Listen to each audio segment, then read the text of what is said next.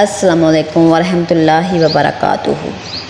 لڑکیاں ایسے لڑکوں کو ہرگز پسند نہیں کرتی جن کے پاس مال و دولت تو بہت ہو مگر وہ منہ پھٹ اور بدتمیز ہوں۔ اگر شوہر بیوی کی عزت کرتا ہو، اس کے گھر والوں کی قدر کرتا ہو تو اس کی خالی جیب کوئی معنی نہیں رکھتی۔ گھر میں موجود بڑے بزرگوں کی وقتاً فوقتاً تعریف کرتے رہنا چاہیے، جس سے ان کو اطمینان رہے کہ ان کی ہماری زندگی میں بہت زیادہ اہمیت ہے۔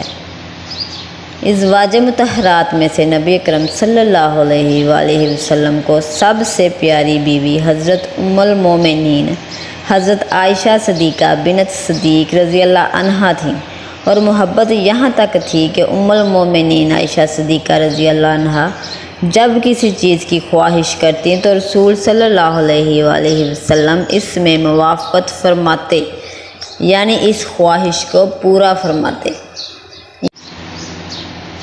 یہی حکم امت کے لیے ہے کہ خاوند اپنی بیوی کو خوش رکھے، لیکن اگر کوئی مطالبہ، کوئی رسم و رواج خلاف شرع ہو تو اس میں ہرگز بیوی کا کہا نہ مانے، ورنہ الٹا کر کے دوزخ میں پھینکا جائے گا۔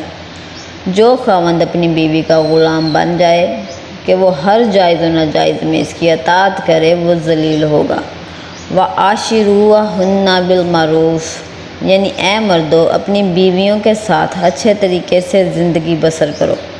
بے شک کامل ایمان والا وہ ہے جس کا اخلاق اچھا ہو اور وہ اپنی بیوی کے ساتھ نرمی سے پیش آئے۔ رسول اکرم صلی اللہ علیہ وآلہ وسلم نے فرمایا، اے میری امت، بیویوں کے حق میں میری اچھی نصیحت پر عمل کرو، ان کے ساتھ اچھا سلوک رکھو، کیونکہ عورت ٹیڑھی پسلی سے پیدا کی گئی ہے، لہٰذا وہ سیدھی نہیں رہ سکتی۔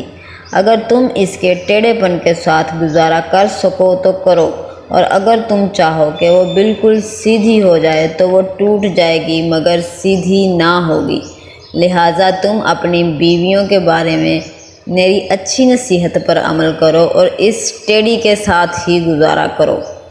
جان لینا چاہیے کہ بیوی کے ساتھ حسن اخلاق یہی نہیں کہ اس کو تکلیف نہ دی جائے، بلکہ حسن خلق یہ ہے کہ جب بیوی طیش اور غصے میں آئے، اس کے غصے کو برداشت کیا جائے، مصطفیٰ کریم صلی اللہ علیہ وآلہ وسلم کی پیروی کرتے ہوئے۔